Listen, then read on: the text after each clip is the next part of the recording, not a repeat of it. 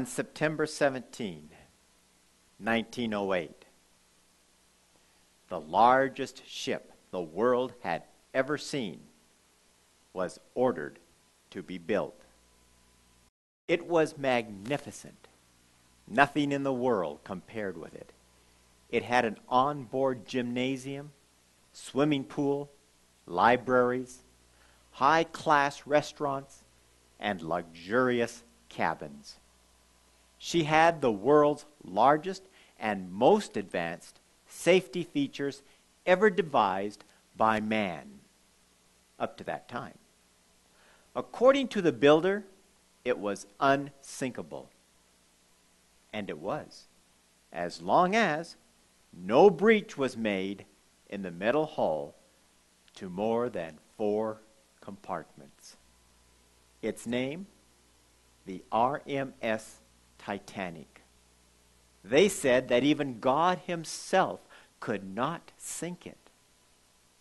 On April 15, 1912, the Titanic sank to the bottom of the North Atlantic Ocean. Over 1,500 passengers died needlessly.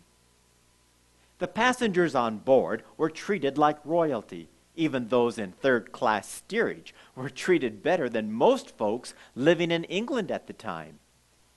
They were traveling on the most advanced ship ever built, an unsinkable ship. They had all the conveniences of the modern world. They were safe, sound, and contented. What more could they ask for? More lifeboats? Who needed them on an unsinkable boat? More food? Just ring a bell, and all the food you needed was there for you. They needed nothing. They wanted for nothing. Their souls were satisfied. When the Titanic was alerted to the danger of the icebergs ahead, instead of slowing down, the captain ordered more speed to show off the mighty power of the ship. For almost 3,500 years, the Church of God on earth had no church. It was made up of individuals who simply lived the perfect, righteous, and holy life that God had instructed the world to follow since Adam. Each person was responsible for his or her own eternal life. No one tried to compel another to belong to the Church of God. It was by choice alone. The Church of God was never even mentioned. Those who belonged to it were not concerned about the church. They simply belonged because they lived in accordance with the law of the church. All talk, all emotion, all intellectual thought was upon God and the method of salvation. That was the church.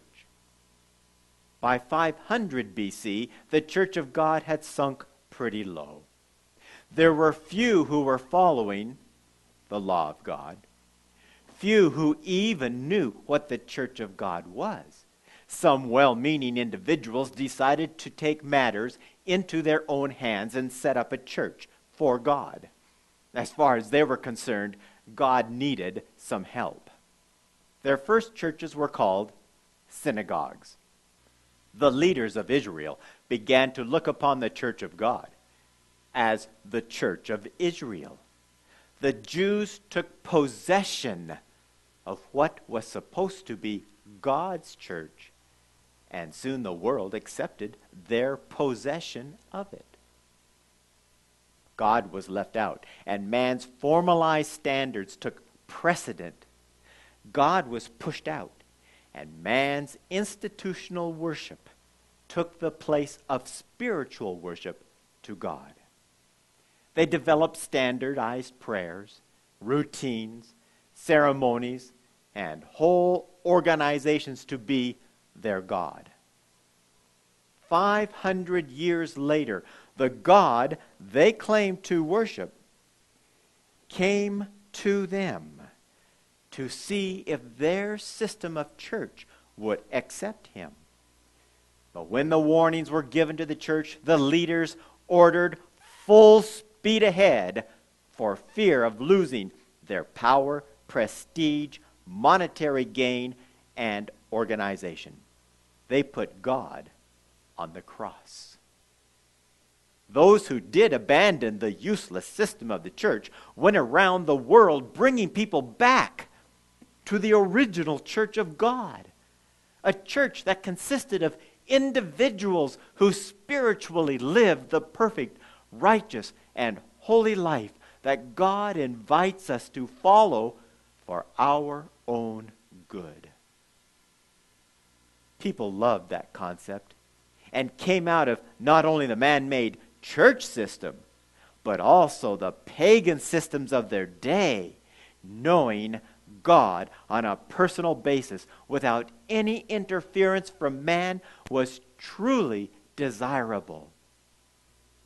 But again, about 350 years after Christ, the leaders decided to improve upon God and his spiritual church and develop their own system of control.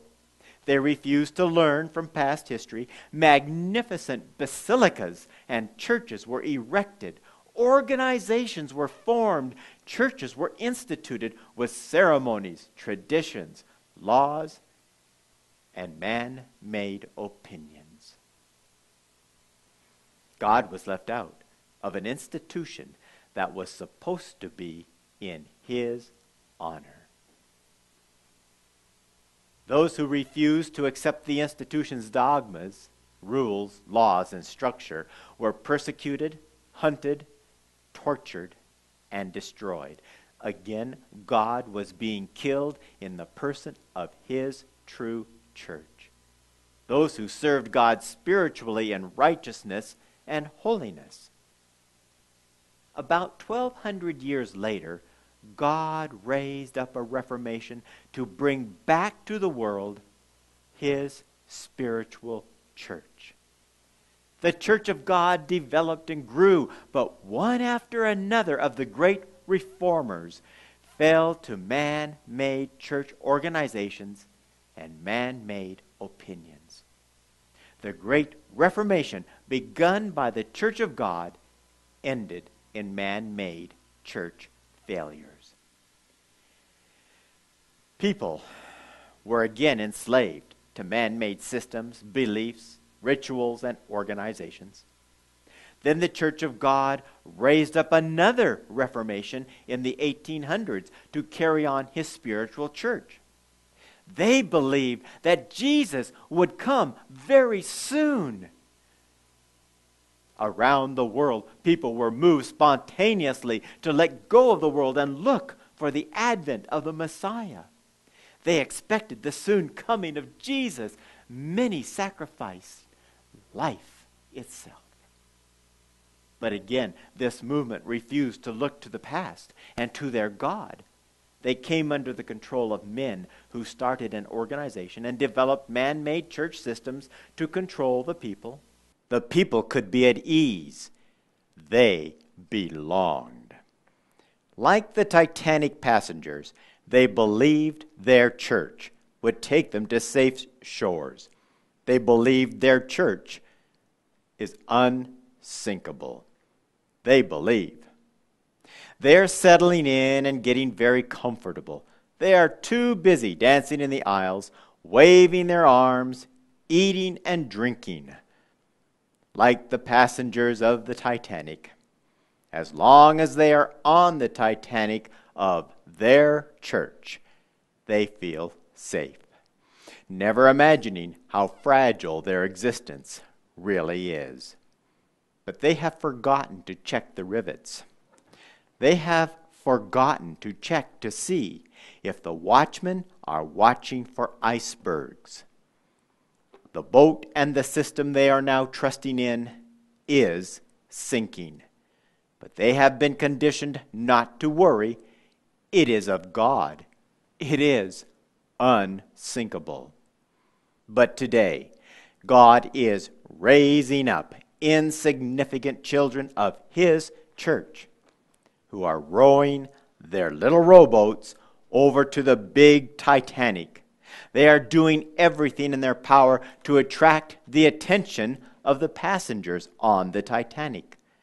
But it seems that very few are interested in sacrificing the luxuries of the great ocean liner for a little wave-tossed rowboat. Even though they are being warned, the captain and the leaders are commanding full speed ahead. The little rowboat is not very popular. It looks cold, even wet.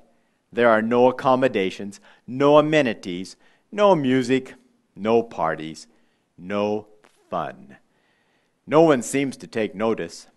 They are so busy taking part in the games and parties of the luxury liner, they are not aware of the iceberg ahead. God is calling them to get out of their churches, but few are willing to check below the waterline to see if the ship is sinking. Most just move from one church room to another church room on the great Titanic, trying to find a church room that is more accommodating.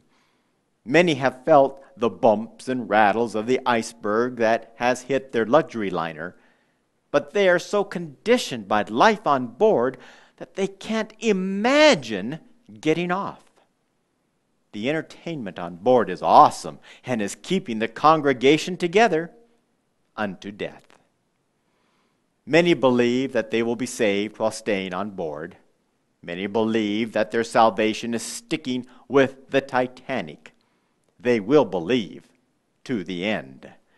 After all, these churches claim, this is God's church. It is unsinkable. We are the remnant. We are blessed. Look at all the material blessings we have. We can carry more passengers. We have food for all. Only at the last, when it was too late, did panic settle in. While there were lots of seats available on the lifeboats, many refused to get in, thinking they would be saved on the Titanic. They thought there was still time for one more drink, one more dance, one more warm walk around the promenade. In history, there was another boat that was unsinkable. The inhabitants of the world were warned to get into it for the salvation of their lives. However, it was not luxurious. In fact, to be on board, you had to work and work hard, cleaning animals, cleaning stalls, hauling food for the animals, and all the other hard work required to stay on board. The majority refused to leave their safe and comfortable homes for such a miserable boat. And then it was too late. There was nothing they could do. They were lost. Please, folks, get out of your Titanic churches. Find the little rowboats that are taking people to safety, those who are teaching the true gospel of Jesus. Who are they? They are the ones teaching the teachings of Jesus. Stop sinning. Be perfect. Keep the 10 Commandments to keep your eternal life. The Bible in Revelation says to get out now. What will you do?